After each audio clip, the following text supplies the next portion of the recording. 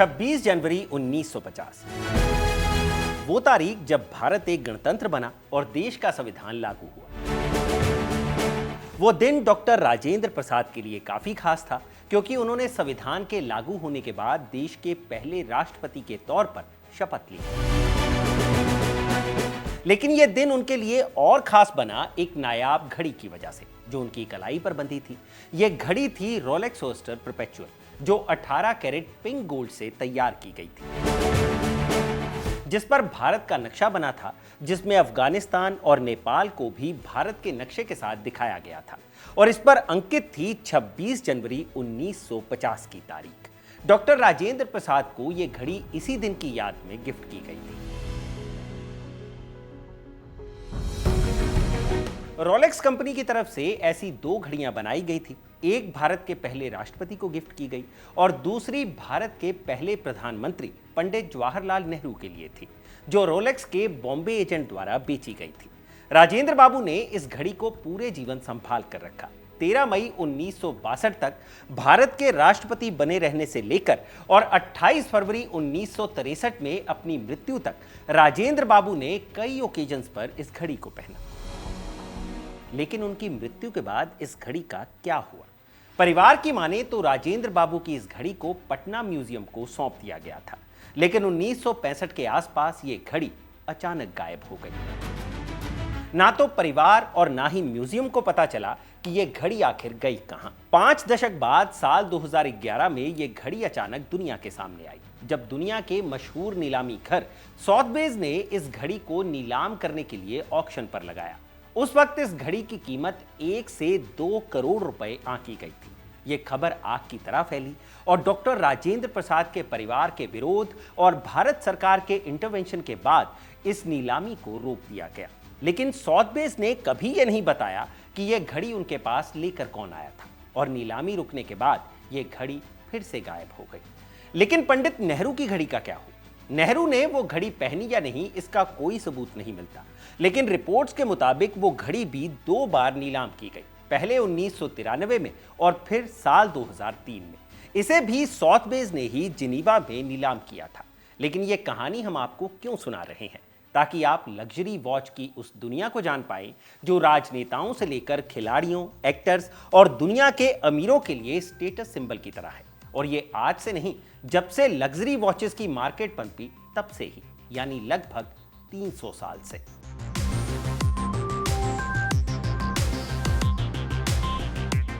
कैसे एक छोटे से देश स्विट्जरलैंड ने पूरी दुनिया की वॉच इंडस्ट्री पर कब्जा किया, कैसे रोलेक्स, पैटेक फिलिप, ऑडेमास, पिगे जैसे ब्रांड्स अमीरी और शान की निशानी बन गए। सुनाएंगे आपको कहानी उस घड़ी की भी जो नीलामी में 250 करोड़ रुपए में बिकी थी और दुनिया की सबसे महंगी घड़ी बन गई। बात होगी चांद पर जाने वाली पहली घड़ी की। वक्त के साथ कैसे ये घड़ियां इवॉल्व हुई और जेब में रखी जाने वाली घड़ी वर्ल्ड वॉर 1 के दौरान हाथ पर कैसे बांधी जाने लगी, कैसे दुनिया भर की खुफिया एजेंसियां जासूसी के लिए घड़ियों का इस्तेमाल करती हैं।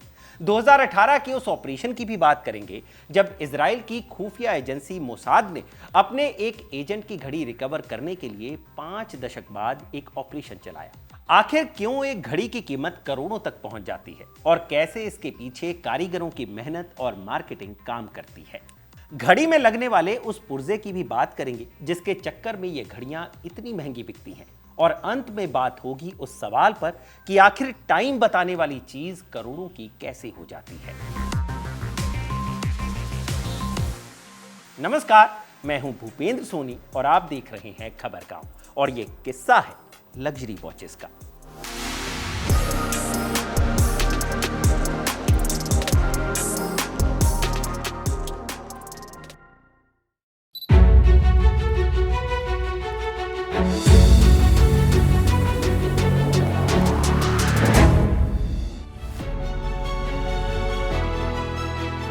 इतिहास में जाएंगे तो दुनिया की सबसे पहली मैकेनिकल घड़ी का आविष्कार किया था चीन के एक इंजीनियर सुसोंग ने, जिन्हें चीन का लियोनार्डो दा विंची भी कहा जाता है। सुसोंग ने 1088 एडी में दुनिया का पहला मैकेनिकल एस्ट्रोनॉमिकल क्लॉक टावर बनाया था।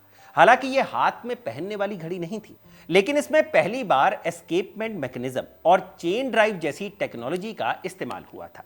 जो आज की मैकेनिकल वॉचेस का बेस है। ये 40 फीट ऊंचा टावर पानी की ताकत से चलता था और समय बताने के साथ साथ तारों और ग्रहों की मूवमेंट को भी ट्रैक करता था।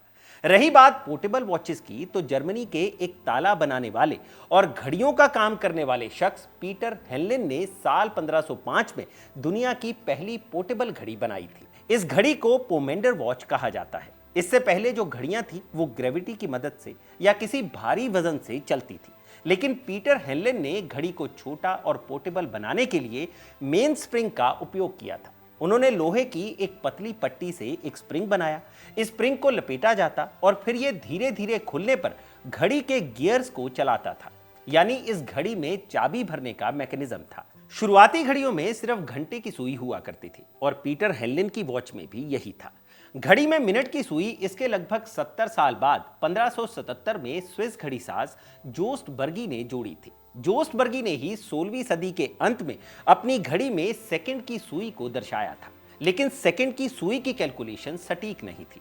फिर इसके लगभग आधी सदी बाद क्रिश्चियन ह्यूजेंस ने सन 1656 में एक ऐसी घड़ी का आविष्कार किया जिससे सेकंड की सुई का कोई मतलब निकला। कुल मिलाकर बात इतनी है कि जो घड़ी आज आप अपनी कलाई पर देख रहे हैं, उसे इस शेप में आने में लगभग 300 साल का वक्त लगा। घड़ियों की हिस्ट्री जानने के बाद अब बात करते हैं कि कैसे जिनीवा घड़ियों की कैपिटल बन गई। इसके लिए हमें जाना होगा 16वीं सदी के जिनीवा में। साल 1541 जिनीवा शहर में एक बड़ा बदलाव आ रहा था। जॉन कैल्विन नाम के एक धार्मिक नेता ने एक नया कानून बनाया। कोई भी आदमी या औरत ज्वेलरी नहीं पहन सकता। सोने चांदी के गहने, हीरे जवाहरात सब बंद। कैल्विन का मानना था कि यह सब दिखावा है, पाप है। इस फैसले का सबसे बड़ा असर पड़ा उन सुनारों और ज्वेलरी बनाने वालों पर जो पीढ़ियों से ये बिजनेस करते आ रहे थे। एक झटके में उनका सारा धंधा खत्म हो गया था। जिनेवा के सुनारों के सामने एक अजीब मुश्किल आ गई। हुनर है, सोना चांदी है, अमीर ग्राहक भी हैं, लेकिन गहने बनाने पर पाबंदी है। तो इन कारीगरों ने अपनी सारी रचनात्मकता, अपना सारा हुनर लगा दिया एक ऐसी चीज में जो गहना नहीं थी, लेकिन उतनी ही खूबसूरत और शानदार चीज थी, यानी घड़ी। उसी दौर में फ्रांस से बहुत सारे प्रोटेस्टेंट्स भागकर स्विट्जरलैंड आ रहे थे। फ्रांस में उन पर अत्याचार हो रहे थे, तो उन्होंने पनाह लेने के लिए जिनीवा को चुना। इन शरणार्थियों में बहुत सारे घड़ी साज भी थे जो घड़ियां बनाने का काम जानते थे। एक तरफ जिनेवा के सुनार जिन्हें बारीक काम करने की कला आती थी, दूसरी तरफ फ्रांस के घड़ी साज जिनके पास घड़ी की मशीनरी बनाने का हुनर था। दोनों ने मिलकर काम शुरू किया और इस तरह जिनेवा में वॉच इंडस्ट्री की नींव पड़ी। अमीर लोगों ने अपना पैसा गहनों की जगह घड़ियों में लगाना शुरू कर दिया। इस तरह जिनेवा ने खुद को इतिहास के पन्नों में दुनिया की वॉच कैपिटल के तौर पर दर्ज करा लिया। इस धार्मिक पाबंदी ने अनजाने में स्विट्जरलैंड को दुनिया की वॉच मेकिंग इंडस्ट्री का केंद्र बना दिया। वो जमाना रिस्ट वॉच का नहीं बल्कि पॉकेट वॉच का था। ये घड़ियां छोटी गेंद या अंडे के आकार की होती थी, जिन्हें अक्सर गले में पेंडेंट की तरह पहना जाता था या बेल्ट से लटकाया जाता था। 1790 तक आते आते जिनीवा में सालाना 60,000 घड़ियां बन रही थी। ये उस जमाने में काफी बड़ी बात थी, लेकिन अभी तक ये सिर्फ धंधा था। लग्जरी का कॉन्सेप्ट अभी नहीं आया था। उसके लिए एक सदी और इंतजार करना था। 1795 की बात है। अब्राहम लुई ब्रिगेट नाम के एक घड़ी साज ने एक ऐसी चीज बनाई जिसने घड़ी की पूरी इंडस्ट्री ही बदल दी। उन्होंने टूरबिलन का इजाद किया। जो घड़ी में टिक टिक की आवाज आती है वो इसी छोटे से पुर्जे की वजह से आती है जिसे टूरबिलन कहते हैं। सीन ये था कि उस जमाने में जो घड़ियां बनती थी उन्हें अगर सीधे जेब में रखते थे तो ग्रेविटी की वजह से वो घड़ियां सही से काम नहीं कर पाती थी। ऐसे में ब्रिगेट ने एक ऐसे पिंजरे का इजाद किया जिसमें पुर्जे फिट किए जाते और घड़ी किसी भी पोजीशन में रहे तो वो पुर्जों पर इसका असर नहीं पड़ने देता था। इसी को टूरबिलन कहा गया। इससे घड़ी की सटीकता बहुत बढ़ गई, लेकिन टूरबिलन बनाना बहुत मुश्किल काम था। इसमें सैकड़ों छोटे छोटे पुर्जे होते थे। यह कोई मशीनी युग नहीं था, तो एक टूरबिलन बनाने में महीनों का वक्त लग जाता था और यही चीज लग्जरी घड़ियों की पहचान बन गई। जिस घड़ी में टूरबिलन हो वो आम नहीं हो सकती। यही कारण था कि ब्रिगेड के ग्राहकों में नेपोलियन बोनापार्ट और मैरी एंटोनेट शामिल थे। मैरी फ्रेंच रेवोल्यूशन से पहले फ्रांस की आखिरी रानी थी। नेपोलियन अपनी जेब में ब्रिगेड की घड़ी रखते थे। इतिहास के पन्नों को पलटे तो विंस्टन चर्चिल जैसे बड़े नेता भी ब्रिगेड की पॉकेट वॉच के दीवाने थे। मैरी एंटोनेट ने तो एक ऐसी घड़ी बनाने का ऑर्डर दिया जिसमें उस जमाने की हर आधुनिक चीज फिट हो, लेकिन वो घड़ी उनकी जिंदगी में पूरी नहीं हो सकी। इस घड़ी को बनाने में 44 साल लगे। ये घड़ी 1827 में बनकर तैयार हुई, लेकिन तब तक मैरी एंटोनेट की मौत हो चुकी थी। फ्रेंच रेवोल्यूशन के दौरान उनका सर कलम कर दिया गया था। शुरुआत में ये सब जेब घड़ियां थी, जो आकार में बड़ी थी, भारी थी और सिर्फ अमीरों की शानो शौकत का हिस्सा थी। लेकिन 1810 में कहानी में एक नया मोड़ आया। नेपल्स की रानी ने ब्रिगेड से कहा कि एक ऐसी घड़ी बनाओ जो कलाई पर बांधी जा सके। ब्रिगेड ने आदेश का पालन किया और इस तरह दुनिया की पहली कलाई घड़ी बनी, यानी रिस्ट वॉच। लेकिन उस जमाने में रिस्ट वॉच सिर्फ औरतों के पहनने की चीज मानी जाती थी। मर्द इसे पहनने में शर्म महसूस करते थे। लेकिन प्रथम विश्व युद्ध ने इस सोच को बदल दिया। असल में जंग के दौरान सैनिक खाइयों में छिपकर गोलियों और तोपों का सामना कर रहे थे। दुश्मन को हराने के लिए उन्हें बाकी टुकड़ियों के साथ तय किए गए वक्त पर एक साथ हमला करना होता था और इस वक्त को देखने के लिए उन्हें घड़ी की जरूरत थी। लेकिन ऐसी स्थिति में जेब से घड़ी निकालना काफी मुश्किल काम था और जान जाने का जोखिम भी था। ऐसे में सैनिकों ने अपनी जेब घड़ियों को चमड़े की पट्टी से कलाई पर बांधना शुरू कर दिया और इस तरह ये वर्ल्ड वॉर 1 ही थी जिसने रिस्ट वॉचेस को नॉर्मलाइज किया और घड़ी को लग्जरी की जगह एक आम जरूरत बना दिया।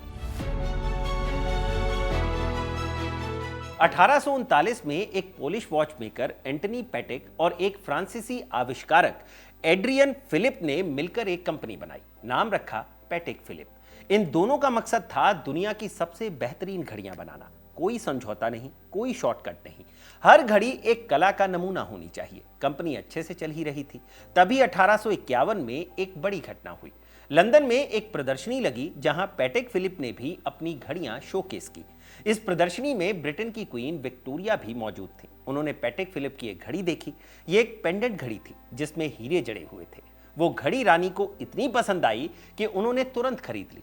बस फिर क्या था, यहीं से पैटेक फिलिप की किस्मत बदल गई। जब दुनिया को पता चला कि ब्रिटेन की महारानी पैटेक फिलिप पहनती हैं, तो बाकी राजा महाराजा और अमीर भी पैटेक फिलिप खरीदने लगे और देखते देखते ये रॉयल्टी का सिंबल बन गई। पैटेक फिलिप ये दावा करती है कि अगर उनकी घड़ी खराब होती है तो उसे ठीक करने की गारंटी उनकी है, वो भी बिना किसी चार्ज के, फिर चाहे वो 100 साल पुरानी हो या 200 साल पुरानी। आज पैटेक फिलिप साल में सिर्फ 60,000 घड़ियां बनाती है, क्योंकि हर घड़ी हाथ से बनती है, हर पुर्जा हाथ से तराशा जाता है। पैटेक फिलिप की कुछ घड़ियां बनने में तो 9 महीने से लेकर 2 से 3 साल तक का वक्त लग जाता है। रूस के राष्ट्रपति व्लादिमीर पुतिन को अक्सर पैटेक फिलिप पहने देखा जा सकता है। वहीं अमेरिका के राष्ट्रपति डोनाल्ड ट्रंप की कलेक्शन में भी रोलेक्स के साथ साथ पैटेक फिलिप एक खास जगह रखती है। इस घड़ी को पहनने वाले अक्सर वो लोग होते हैं जो दुनिया को ये बताना चाहते हैं कि वो सिर्फ अमीर नहीं बल्कि कला के पारखी भी हैं। पैटेक फिलिप की घड़ी साल 2019 में $32 मिलियन में बिकी थी, जिसकी कीमत लगभग 250 करोड़ रुपए के करीब थी, जो नीलाम होने वाली दुनिया की सबसे महंगी घड़ी बनी थी। इसकी कहानी हम वीडियो में आगे सुनाएंगे। 1926 में रोलेक्स ने दुनिया की सबसे पहली वाटरप्रूफ घड़ी बनाई। इस घड़ी का नाम था रोलेक्स ऑयस्टर। ये वो जमाना था जब घड़ियां काफी नाजुक हुआ करती थी, जरा सा भी पानी लगने पर झट से खराब हो जाती थी। यही कारण था कि जब रोलेक्स ऑयस्टर मार्केट में आई तो लोगों को इसके वाटरप्रूफ होने पर विश्वास नहीं हो रहा था। ऐसे में रोलेक्स ने एक धांसू मार्केटिंग की। रोलेक्स ने यह घड़ी पहनाई मर्सिडीज ग्लिट्स नाम की एक स्विमर को। ग्लिट्स ने इंडियन चैनल तैर कर पार किया, जिसमें उन्हें 10 घंटे का वक्त लगा और इस दौरान उनके हाथ पर बंधी थी रोलेक्स ऑयस्टर। जब वो पानी से बाहर निकली तो घड़ी एकदम सही चल रही थी। ये खबर अखबारों में छपी, तब जाकर लोगों को इस घड़ी के वाटरप्रूफ होने पर यकीन हुआ और रोलेक्स ऑयस्टर रातों रात मशहूर हो गई। साल 1931 में रोलेक्स ने ही पहली ऑटोमेटिक घड़ी भी बनाई थी, यानी एक ऐसी घड़ी जो खुद से चलती रहे, जिसमें चाबी भरने की जरूरत नहीं होती थी। खैर, सेकेंड वर्ल्ड वॉर के दौरान एक ऐसा वाकया हुआ जिसने रोलेक्स को लेकर लोगों का नजरिया बदल दिया। हुआ यह था कि वर्ल्ड वॉर 2 के दौरान ब्रिटिश एयरफोर्स के ज्यादातर पायलट्स रोलेक्स की घड़ियां पहना करते थे, क्योंकि सरकारी घड़ियां भरोसेमंद नहीं थी। लेकिन जब ये पायलट जंग के दौरान जर्मन सेना के हाथ लगते तो उन्हें कैद खाने में डालते वक्त उनकी घड़ियां उतार ली जाती थी। जब ये बात रोलेक्स के फाउंडर हैंस विल्सड्रॉफ को पता चली तो उन्होंने इन सैनिकों को रोलेक्स की नई घड़ियां देने की पेशकश की। 2022 में नीलामी में ऐसी ही एक रोलेक्स बिकी जो एयरफोर्स के अफसर जेराल्ड इमेसन की थी। वो उसी कैद खाने में बंद थे जिसने 1944 के मशहूर द ग्रेट एस्केप को प्रेरित किया था। इमेसन ने हैंस की पेशकश से घड़ी मंगवाई थी और ऐसा माना जाता है कि उन्होंने वो घड़ी 24 मार्च 1944 को भागने के दौरान इस्तेमाल की थी। 2022 की नीलामी में वो घड़ी 1.5 करोड़ रुपए से ज्यादा में बिकी थी। फिर 1953 में रोलेक्स की सबमरीनर आई, एक ऐसी घड़ी जो समुद्र में सैकड़ों मीटर गहराई तक जा सकती है। फिर 1963 में डेटोना आई जो रेस कार ड्राइवरों के लिए बनाई गई थी। लेकिन रोलेक्स की असली ताकत घड़ियां नहीं, उनकी मार्केटिंग थी। जब एडमंड हिलरी और तेंजिंग नॉर्गे ने एवरेस्ट पर फतेह हासिल की तो उनकी कलाई पर रोलेक्स ही बंधी हुई थी। 1953 के अभियान के लिए रोलेक्स ने टीम के सदस्यों को रोलेक्स ऑयस्टर परपेचुअल दी थी। हिलरी ने शिखर पर पहुंचने के बाद उस घड़ी को परीक्षण के लिए वापस कंपनी को भेज दिया था। आज वो घड़ी स्विट्जरलैंड के Beyer watch and clock museum में सुरक्षित रखी हुई है। यही नहीं, सीन कॉनरी जो जेम्स बॉन्ड का किरदार निभाते थे तो उनके हाथ में रोलेक्स ही बंधी रहती थी। पॉल न्यूमैन भी रेस कार चलाते वक्त रोलेक्स डेटोना पहनते थे। इस स्ट्रेटजी के जरिए कंपनी ने अमीर ग्राहकों में अपनी पकड़ मजबूत कर ली और ये घड़ियां स्टेटस सिंबल बनती चली गई। बाकी भारत के पहले राष्ट्रपति डॉक्टर राजेंद्र प्रसाद वाला किस्सा तो हमने आपको वीडियो की शुरुआत में ही सुनाया, जिन्हें रोलेक्स ऑयस्टर परपेचुअल ही गिफ्ट की गई थी। सोचिए, भारत के पहले राष्ट्रपति ने शपथ लेते वक्त रोलेक्स की घड़ी पहन रखी थी। यही नहीं, आधुनिक राजनीति में भी इसका क्रेज कम नहीं हुआ है। बराक ओबामा और डोनाल्ड ट्रंप जैसे अमेरिकी राष्ट्रपतियों से लेकर भारत में राघव चड्ढा, डीके शिव कुमार और विंटेज डे डेट पहनने वाले चिराग पासवान तक सबकी कलाई पर रोलेक्स दिखाई देती है। यहां तक कि क्यूबा के क्रांतिकारी नेता फिदेल कास्त्रो भी रोलेक्स सबमरीनर के ही मुरीद थे। फिर एक वक्त वो भी आया जब जापान की एक कंपनी ने ऐसी घड़ी बनाई जिसने स्विस वॉच कंपनियों की नींव हिलाकर रख दी। 25 दिसंबर 1969 को जापानीज कंपनी साइकियो ने एस्ट्रॉन 35 एसक्यू मॉडल वाली घड़ी बाजार में उतारी। ये क्वार्ट्स रिस्ट वॉच थी जिसमें आम स्विस घड़ियों की तरह स्प्रिंग का इस्तेमाल नहीं होता था। ये घड़ी एक बैटरी की मदद से चलती थी। इस घड़ी की सटीकता ऐसी थी कि इसमें पूरे महीने में सिर्फ 5 सेकंड का ही फर्क आता था। तो उस जमाने के हिसाब से ये काफी बेहतर तकनीक थी, जबकि बाकी घड़ियों में 2 दिन में ही कई सेकंड्स का अंतर आ जाता था। उस वक्त इस घड़ी की कीमत थी 4,50,000 येन, यानी कि यह घड़ी इतनी महंगी थी कि इतने में टोयोटा की एक कार खरीदी जा सकती थी। लेकिन इस घड़ी ने तहलका तब मचाया जब सेइको ने इसके पेटेंट को फ्री कर दिया, जिसके बाद कई जापानीज कंपनियां इस तकनीक से घड़ियां बनाने लगी, जिससे यह घड़ी काफी सस्ते में मार्केट में मिलने लगी। क्योंकि यह बेहतर तकनीक भी थी तो स्विस वॉच कंपनियों की बिक्री कम हो गई। हालात ये बने कि जहां 1970 में स्विस वॉच इंडस्ट्री में 1600 कंपनियां हुआ करती थी और 90,000 नौकरियां थी, वहीं 1983 आते आते सिर्फ 600 कंपनियां बची थी और हजारों लोगों की नौकरियां जा चुकी थी। यही नहीं, वॉच मार्केट में स्विट्जरलैंड की घड़ियों की हिस्सेदारी वर्ल्ड वाइड 50% से गिरकर 24% पर आ गई थी। लेकिन तभी कहानी में एंट्री होती है निकोलस जॉर्ज हाइक की, लेबनानी मूल का स्विस सलाहकार, जिन्होंने 2 समूहों को मिलाकर स्वॉच घड़ी बनाने की सलाह दी। यह पहली बार था जब स्विस कंपनियों ने एक सस्ती घड़ी बनाई जिसने जापानी घड़ियों को वैश्विक बाजार में टक्कर दी और स्विस वॉच कंपनीज को डूबने से बचाया। अब बात करते हैं उस शख्स की जिसने एक ही रात में घड़ी का एक ऐसा डिजाइन बनाया जिसने स्टील की घड़ियों को भी फेमस कर दिया। बात 1970 के ही दशक की है, जब जापान की सस्ती क्वार्ट्स घड़ियों के चक्कर में महंगी मैकेनिकल स्विस घड़ियों की बिक्री गिरने लगी थी, जिसके चलते ऑडेमार्स पिगे कंपनी के मैनेजिंग डायरेक्टर जॉर्जेस गूले परेशान थे। उन्हें कुछ अलग करना था, कुछ ऐसा जो लोगों का ध्यान खींचे। 10 अप्रैल 1970 की शाम 4 बजे गोले ने एक डिजाइनर को फोन किया। इस डिजाइनर का नाम था जेराल्ड जेंटा। गोले ने जेंटा से कहा कि उन्हें स्टील की घड़ी चाहिए जो स्पोर्ट्स वॉच जैसी दिखती हो लेकिन लग्जरी भी हो, एक ऐसी घड़ी जो पहले कभी नहीं बनी हो। उन्होंने जेंटा को सिर्फ 1 रात का वक्त दिया। जेंटा के लिए यह काम चुनौती भरा था, लेकिन जेंटा ने उस रात जो डिजाइन बनाया उसने पूरी दुनिया को हैरत में डाल दिया। जेंटा ने एक गोताखोर के हेलमेट से प्रेरणा लेकर एक ऐसी घड़ी का डिजाइन बनाया जिसके चारों तरफ 8 स्क्रू लगे हों। यह डिजाइन एकदम अलग था। एकदम बोल्ड था। सुबह तक डिजाइन तैयार हो चुका था। गोले को डिजाइन पसंद आया और 1972 में लॉन्च हुई रॉयल ओक, दुनिया की पहली स्टील से बनी लग्जरी स्पोर्ट्स वॉच। उस जमाने में लग्जरी घड़ियां सोने या प्लेटिनम की हुआ करती थी। स्टील तो आम धातु था, लेकिन रॉयल ओक ने स्टील को स्टेटस सिंबल बना दिया। आज रॉयल ओक एडमार्स पिगे की सबसे मशहूर घड़ी है और इसकी वेटिंग लिस्ट साल भर से भी ज्यादा की है और कीमत 20 लाख से लेकर करोड़ों तक। जेराल्ड जेंटा ने इसी तरह 1976 में पैटेक फिलिप के लिए भी एक घड़ी डिजाइन की थी। नाम था नॉटिलस। यह घड़ी भी उतनी ही मशहूर हुई जितनी की रॉयल ओक। कहते हैं जेंटा ने यह डिजाइन एक रेस्टोरेंट में बैठे बैठे महज 5 मिनट में एक नैपकिन पेपर पर बनाया था, वो भी एक जहाज की खिड़की से इंस्पायर होकर। जेंटा को घड़ी डिजाइन का पिकासो कहा जाता है।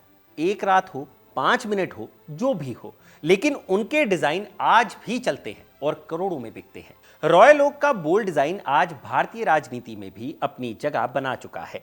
महाराष्ट्र के अजित पवार को अक्सर ऑडेमास पिगे रॉयल ओक क्रोनोग्राफ पहने हुए देखा जाता था। अब बात करते हैं उस घड़ी की जो पहली बार चांद पर पहुंची। 21 जुलाई 1969 अपोलो 11 चांद पर उतरा। नील आर्मस्ट्रांग ने चांद पर पहला कदम रखा। इस ऐतिहासिक घटना को दुनिया भर के 60 करोड़ लोगों ने टीवी पर लाइव देखा। आर्मस्ट्रांग के बाद बज ऑल्ड्रिन ने चांद पर कदम रखा, जिनके हाथ में बंधी थी ओमेगा स्पीड मास्टर। आर्मस्ट्रांग के पास भी यही घड़ी थी जो वो मिशन पर साथ लेकर गए थे, लेकिन उन्होंने इसे चंद्रयान के अंदर ही छोड़ दिया था। इस तरह बज ऑल्ड्रिन की स्पीड मास्टर दुनिया की पहली घड़ी बनी जो चांद की सतह पर पहुंची। लेकिन यह घड़ी सिलेक्ट कैसे हुई, इसकी भी कहानी है। असल में 1964 में अमेरिकी अंतरिक्ष एजेंसी नासा ने 10 वॉच कंपनियों को अंतरिक्ष अभियानों के लिए घड़ी बनाने का न्योता भेजा। इनमें से महज 4 कंपनियों का जवाब आया। ये कंपनियां थी हैमिल्टन, रोलेक्स, लॉन्जीन और ओमेगा। हैमिल्टन की घड़ी तो पहले ही राउंड में बाहर हो गई, लेकिन बाकी बची 3 घड़ियों को कड़े परीक्षणों से गुजारा गया। 71 डिग्री सेल्सियस गर्मी, 0 से 18 डिग्री नीचे ठंड, नमी, वाइब्रेशन जैसे करीब 11 टेस्ट किए गए। बाद में सिर्फ एक घड़ी रेस में बनी रही और वो थी ओमेगा स्पीड मास्टर। लेकिन बहुत कम लोग जानते हैं कि इस घड़ी ने अपोलो 13 मिशन के लोगों की जान भी बचाई थी। चांद पर पहुंचने से पहले ही बीच रास्ते में जब अंतरिक्ष यान का ऑक्सीजन टैंक फट गया, तब बिजली बचाने के लिए सारे इलेक्ट्रॉनिक यंत्र बंद किए गए। इसी बीच इन अंतरिक्ष यात्रियों को चांद के रास्ते पर बने रहने के लिए एक तय वक्त पर यान का इंजन 14 सेकंड के लिए फायर करना था। ठीक 14 सेकंड, एक भी सेकंड ना कम ना ज्यादा। सभी इलेक्ट्रॉनिक यंत्र बंद थे। ऐसे वक्त में ओमेगा स्पीड मास्टर ही काम आई, जिसकी वजह से 3 अंतरिक्ष यात्री धरती पर वापस लौट आए। बज ऑल्ड्रिन की वो ओरिजिनल चांद वाली घड़ी 70 के दशक के शुरुआत में स्मिथसोनियन संग्रहालय भेजी जा रही थी, लेकिन वो रास्ते में ही गायब हो गई। ये चोरी कैसे हुई, किसने की, आज तक कोई नहीं जानता। चांद पर गई वो घड़ी आज भी लापता है। लेकिन लग्जरी घड़ियों की बात सिर्फ अंतरिक्ष तक सीमित नहीं है।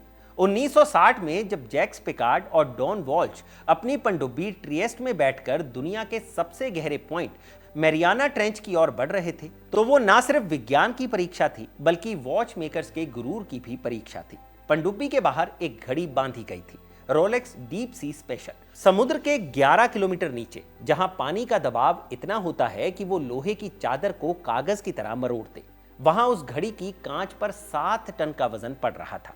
लेकिन जब वो सतह पर वापस आए तो वो घड़ी वैसे ही चल रही थी जैसे उसे कुछ नहीं हुआ था। ये वो दौर था जब लग्जरी घड़ियां सिर्फ अमीरों का शौक नहीं, बल्कि इंसानी खोज और जाबाजी का एक अनिवार्य हिस्सा बन गई थी। यहीं से वो टूल वॉच का दौर भी शुरू हुआ, जहां घड़ियों को उनके काम के आधार पर पहचाना जाने लगा।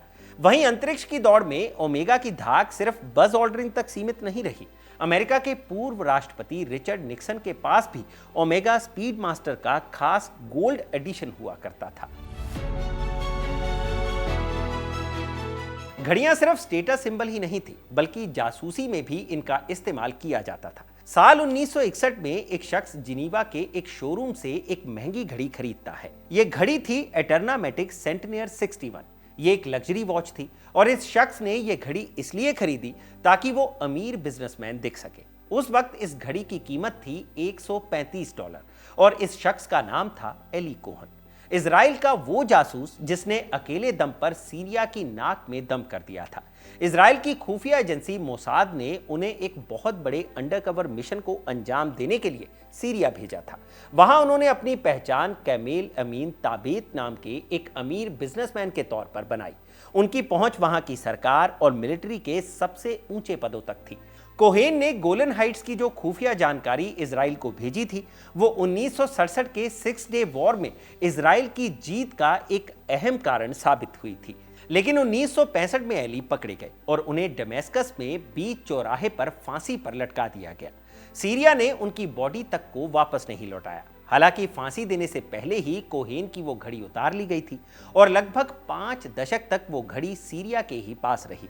लेकिन 2018 में कुछ ऐसा हुआ जिसने पूरी दुनिया को चौंका दिया। मोसाद को खबर मिली कि एली कोहेन की वो घड़ी किसी ऑनलाइन ऑक्शन में बिकने आई है। मोसाद ने तुरंत एक स्पेशल ऑपरेशन प्लान किया जिसमें जासूसों ने अपनी पहचान छिपाकर उस घड़ी को ट्रैक किया और लाखों डॉलर खर्च करके उसे नीलामी में हासिल कर लिया। एली ने इस घड़ी का उपयोग न केवल अपने पहनावे को प्रभावशाली बनाने के लिए किया, बल्कि इसकी मदद से वो अपने रेडियो प्रसारणों के समय का भी सटीक ध्यान रखते थे। एली के मरने के 53 साल बाद जब वो घड़ी वापस इजराइल पहुंची तो इसे एक बड़ी प्रतीकात्मक जीत के तौर पर देखा गया, क्योंकि आज तक इजराइल अपने जाबाज जासूस की बॉडी तक वापस लेने में असफल रहा था। मोसाद प्रमुख योसी कोहेन ने इस घड़ी को एली कोहेन की बहादुरी और विरासत का एक हिस्सा बताया। लेकिन एली कोहेन की यह कहानी तो बस एक शुरुआत है। जासूसी की दुनिया में घड़ी सिर्फ वक्त नहीं बताती, वो एक हथियार की तरह भी होती है जो सीधे ऑपरेशंस के लिए इस्तेमाल की जा रही है। जहां फिल्में हमें जेम्स बॉन्ड की लेजर वाली घड़ियां दिखाती हैं, असलियत में सीआईए ने एक साधारण दिखने वाली डिजिटल सेकियो का इस्तेमाल किया था। ये कोई मामूली घड़ी नहीं थी, बल्कि इसके अंदर एक ट्रोपल T100 कैमरा छिपा था। इस घड़ी के डायल को 180 डिग्री घुमाते ही एक छोटा सा लेंस खुल जाता था, जिससे जासूस चुपके से खुफिया दस्तावेजों की फोटो खींच सकते थे। ये इतनी शांत थी कि बगल में बैठे दुश्मन को भी पता नहीं चलता था। सिर्फ अमेरिका ही नहीं, सोवियत संघ की केजीबी ने एक खास पॉकेट वॉच तैयार की थी जिसके डायल पर अंग्रेजी में लिखा था टेक योर चांस। यह घड़ी समय बताने के साथ साथ एक गुप्त तिजोरी का काम भी करती थी, जिसमें जासूस अपनी माइक्रोफिल्म्स और खुफिया नोट्स छिपाकर सरहदों के पार ले जाते थे। वहीं जर्मनी की खुफिया एजेंसी सेटेनिक एबीसी और तुर्की की खुफिया एजेंसी एमआईटी द्वारा इस्तेमाल की गई हैनहार्ट प्रोटोना जैसी घड़ियां भी थीं, जिनमें से कुछ में तो बातचीत रिकॉर्ड करने के लिए माइक्रोफोन तक फिट किए गए थे। जासूसी के इस खेल में ये घड़ियां सिर्फ वक्त नहीं बताती थी, बल्कि ये वो खामोश हथियार थी जिन्होंने इतिहास की दिशा बदल दी। सीआईए अपने जासूसों को महंगी घड़ियां दिया करती थी, ताकि अगर वो किसी सिचुएशन में फंस जाएं तो उस घड़ी के बदले वो अपनी जान का सौदा कर सके। भारत की बात करें तो अनंत अंबानी की शादी में भी लग्जरी घड़ियों की काफी चर्चा रही। शादी से पहले के जश्न में अनंत ने Patek Philippe sky moon turbulent 600 2R पहनी, जिसकी कीमत लगभग 44 करोड़ रुपए है। एक और फंक्शन पर अनंत ने Patek Philippe grand master shine 6300G पहनी। दुनिया में ऐसी सिर्फ 7 ही घड़ियां हैं। इसकी कीमत लगभग 65 करोड़ रुपए है। रिपोर्ट्स की माने तो अनंत अंबानी के पास लगभग 200 करोड़ रुपए का घड़ियों का कलेक्शन है। यही नहीं, अनंत ने अपनी शादी में अपने करीबी 25 दोस्तों को एक एक घड़ी गिफ्ट की थी। यह घड़ी थी Audemars Piguet royal oak perpetual calendar luminary edition, जिसे उन्होंने शाहरुख खान, रणवीर सिंह, अर्जुन कपूर और शिखर पहाड़िया जैसे दोस्तों को गिफ्ट किया था। ये घड़ियां ऑर्डर पर बनवाई गई थी और एक एक घड़ी की कीमत थी लगभग 2 करोड़ रुपए। लेकिन भारत के कानून के मुताबिक गिफ्ट में मिली इन घड़ियों पर इन सितारों को लाखों का टैक्स चुकाना होगा। 2026 में जैकब एंड कंपनी द्वारा खास अनंत के लिए बनाई गई ओपेरा वंतारा भी काफी सुर्खियों में रही थी। बात अगर सत्ता के गलियारों की करें तो लग्जरी वॉच हमेशा से बड़े राजनेताओं की पसंद रही है। फ्रांस के राष्ट्रपति इमैनुअल मैक्रों अक्सर बेल एंड रॉस जैसी स्वदेशी और क्लासिक घड़ियों में दिखते हैं। वेनेजुएला के निकोलस मादुरो के पास फुटबॉल लेजेंड मैराडोना द्वारा गिफ्ट की गई एक खास घड़ी है। तमिलनाडु की पूर्व मुख्यमंत्री जयललिता के पास फ्रैंक म्यूलर जैसी कलात्मक घड़ियों का शानदार संग्रह था। भारत के प्रधानमंत्री नरेंद्र मोदी को पहले स्विस ब्रांड मोवाडो की घड़ियों का शौकीन माना जाता था, लेकिन हाल ही में उन्हें जयपुर वॉच कंपनी की बाग कलेक्शन पहने देखा गया है। इस खास घड़ी के डायल में 1947 का असली ₹1 का सिक्का लगा है। लगभग 55,000 रुपए की कीमत वाली ये घड़ी मेक इन इंडिया और भारतीय विरासत का एक बेहतरीन नमूना है। सियासत से निकलकर जब बात बॉलीवुड के ग्लैमर की आती है तो यहां घड़ियां सिर्फ वक्त नहीं बल्कि आपका स्टारडम भी बताती हैं। शाहरुख खान की ही बात लें, जिनके पास 21 करोड़ रुपए की पैटेक फिलिप से लेकर करीब 5 करोड़ रुपए की दुर्लभ रिचर्ड मिल और पैटेक फिलिप नॉटिलस जैसे मॉडल्स का शानदार कलेक्शन है। सलमान खान के पास भी पैटेक फिलिप, रोलेक्स और जैकब एंड कंपनी के ऐसे मॉडल्स हैं जिनकी कीमत करोड़ों में है। अमिताभ बच्चन, रणवीर कपूर और रणवीर सिंह जैसे कलाकार भी विंटेज और मॉडर्न लग्जरी वॉचेस के बड़े कलेक्टर माने जाते हैं। वहीं दीपिका पादुकोण और प्रियंका चोपड़ा जैसी हस्तियां अपनी कलाई पर कार्टियर और बुल्गारी जैसे ब्रांड्स की घड़ियां पहने दिखती हैं। दूसरी तरफ बात करें क्रिकेटर्स की तो हार्दिक पांड्या की घड़ी, और पंजाबी सिंगरों में बात करें तो करण औजला की घड़ियां भी करोड़ों की है। आज जो ये घड़ियां इन राजनेताओं और सितारों की कलाइयों की शान बढ़ा रही हैं, सोचिए दशकों बाद जब ये किसी और के हाथों में जाएंगी तो इनकी अहमियत क्या होगी। क्योंकि समय के साथ इन घड़ियों की कीमत कम नहीं होती, बल्कि इनके साथ जुड़ा इनका इतिहास उन्हें और भी बेशकीमती बना देता है, और यही इतिहास बिकता है दुनिया के सबसे बड़ी नीलामियों में। अब उन घड़ियों की बात करते हैं जो नीलामी में बिकी, और वजह थी उनसे जुड़ा इतिहास। 2017 में पॉल न्यूमैन की रोलेक्स डेटोना नीलामी में बिकी। पॉल न्यूमैन अमेरिकी एक्टर और रेस कार ड्राइवर थे। उनकी पत्नी जोआन वुडवर्ड ने 1968 में यह घड़ी उन्हें गिफ्ट की थी, जिसके पीछे लिखा था ड्राइव केयरफुली मिस्टर, क्योंकि वो 1965 में एक मोटरसाइकिल दुर्घटना में घायल हो गए थे। पॉल ने यह घड़ी 50 साल तक अपने पास रखी, फिर बेटी को दी। बेटी ने जब इस घड़ी को नीलामी के लिए दिया तो यह घड़ी 150 करोड़ रुपए की रिकॉर्ड कीमत पर बिकी। लेकिन सबसे महंगी घड़ी बिकी 2019 में, जब Patek Philippe grand master shine Geneva के ऑक्शन में 250 करोड़ रुपए में नीलाम हुई। असल में यह घड़ी ओनली वॉच चैरिटी ऑक्शन के लिए बनाई गई थी। ओनली वॉच एक चैरिटी इवेंट है जो हर 2 साल में होता है। बड़ी बड़ी वॉच कंपनीज इस नीलामी के लिए एक एक यूनिक पीस बनाती हैं और उसकी नीलामी होती है। नीलामी से मिलने वाला सारा पैसा मस्कुलर डिस्ट्रॉफी की रिसर्च में जाता है, ताकि इस बीमारी से पीड़ित हजारों बच्चों की जान बचाई जा सके। सवाल यह है कि अमीर लोग करोड़ों की घड़ियां क्यों खरीदते हैं। असल में यह सिर्फ स्टेटस सिंबल नहीं है, यह पैसा इन्वेस्ट करने का तरीका भी है। एक अच्छी घड़ी की कीमत हर साल बढ़ती है। इन घड़ियों की ग्रे मार्केट में कीमत बढ़ती चली जाती है। मान लीजिए आपने 2010 में एक रोलेक्स डेटोना खरीदी है, कीमत थी 5 लाख रुपए। आज सेकेंडरी मार्केट में 2026 में उसी घड़ी की कीमत है 25 लाख रुपए, यानी 5 गुना। या फिर पैटेक फिलिप नॉटिलस, 2015 में इसकी कीमत थी 10 लाख, आज ये घड़ी 50 लाख की है। 50 लाख में भी मिलेगी या नहीं इसकी गारंटी नहीं है, क्योंकि डिमांड इतनी है कि घड़ी मिलती ही नहीं। शोरूम्स खुद तय करते हैं कि वो घड़ी किसे बेचेंगे। आप सिर्फ पैसा लेकर उसे खरीद नहीं सकते। असल में ये ब्लू चिप वॉचेस मानी जाती हैं, जिनकी कीमत कभी कम नहीं होती। असल में इन घड़ियों की सप्लाई कम होना, ब्रांड वैल्यू, उससे जुड़ा इतिहास उस घड़ी की कीमत को बढ़ाता चला जाता है। इन घड़ियों को खरीदते वक्त कलेक्टर्स काफी चीजों पर ध्यान भी देते हैं, जैसे घड़ी को पॉलिश ना किया गया हो, उसका बॉक्स, उसके परचेज पेपर सब अटैच हो, तभी एक घड़ी की अच्छी कीमत मिल पाती है। अब जाते जाते इस बात पर भी चर्चा कर लेते हैं कि लग्जरी वॉचेस का भविष्य क्या है। स्मार्ट वॉच के जमाने में क्या ये टिक पाएंगी? जवाब है हाँ, क्योंकि लग्जरी घड़ियां सिर्फ समय बताने के लिए नहीं होती। ये एक कला है, एक विरासत है, एक निवेश है। एप्पल वॉच हो या सैमसंग गैलेक्सी की वॉच, ये बहुत काम की है। नोटिफिकेशन आती हैं, फिटनेस ट्रैक करती हैं, सब कुछ। लेकिन 5 साल बाद ये पुरानी हो जाएंगी, कोई नहीं खरीदेगा। लेकिन एक रोलेक्स, एक पैटेक फिलिप, 50 साल बाद भी इनकी उतनी ही कीमत होगी, शायद और भी ज्यादा। और लग्जरी वॉच कंपनियां भी नई टेक्नोलॉजी अपना रही हैं। सिलिकॉन बैलेंस स्प्रिंग जो चुंबकीय प्रभाव से बचाती है, कार्बन कंपोजिट केस जो बहुत हल्का और मजबूत होता है, सैफायर क्रिस्टल जिससे खरोंच नहीं लगती।